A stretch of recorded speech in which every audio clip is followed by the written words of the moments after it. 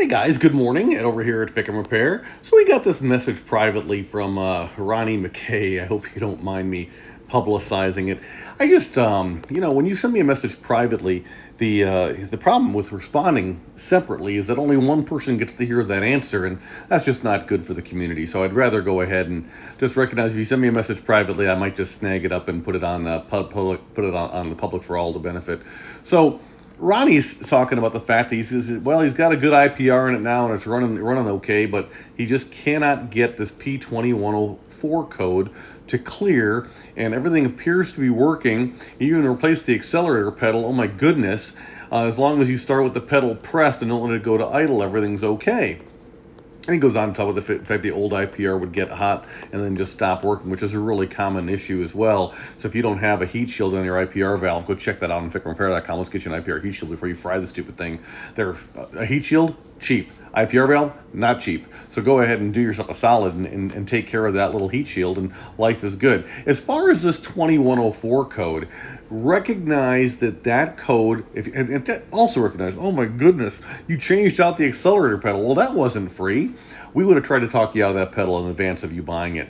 Rather, what we would have tried to talk you into is taking a very serious look at the pigtail wiring for your EBP sensor, and it's that little area right there at the end likes to get shorted out or get some oil in it, or you get some chafed wires or whatever. So the pigtail causes all kinds of problems, including this one. It also can cause you a problem where it dies and it will not restart, and you're not developing FICM sync, and you're like, oh, it's got to be the FICM. Nope. Check out your EBP sensor.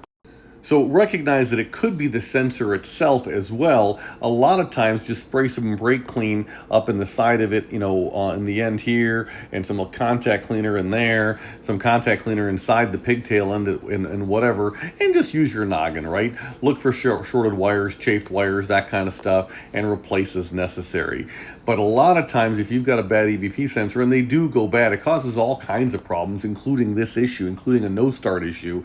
And I would tell anybody, if you're looking for just, reliability matters, this dumb truck reliability matters. If that's you, then think about just changing out your stupid EBP sensor anyway.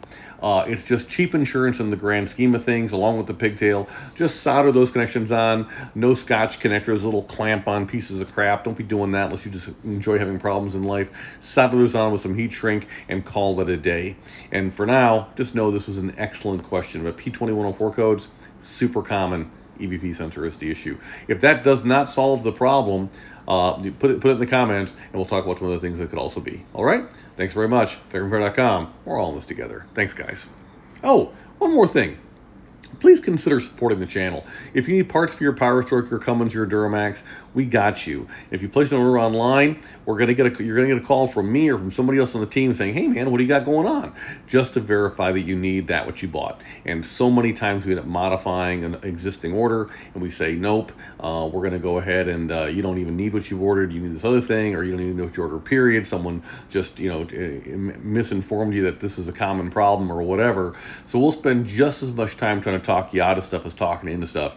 The goal is not to sell you stuff, it's to tell you stuff. Not hurting your cause is that we haven't beat on price in 15 years, and we price match for 30 days after the sale even. So whatever you need, we got you. But if you don't support the channel by buying from us, well, we can't be around to give you free advice, because at the end of the day, we love you guys, but we got to keep the lights on. All right? So I hope that makes sense to you. Tell your buddies. We rep for everybody. So whatever you need, whatever parts you require, we can hook you up, and we can make sure that you're buying the right stuff, not the stuff you think you need, but the stuff that you actually need. All right?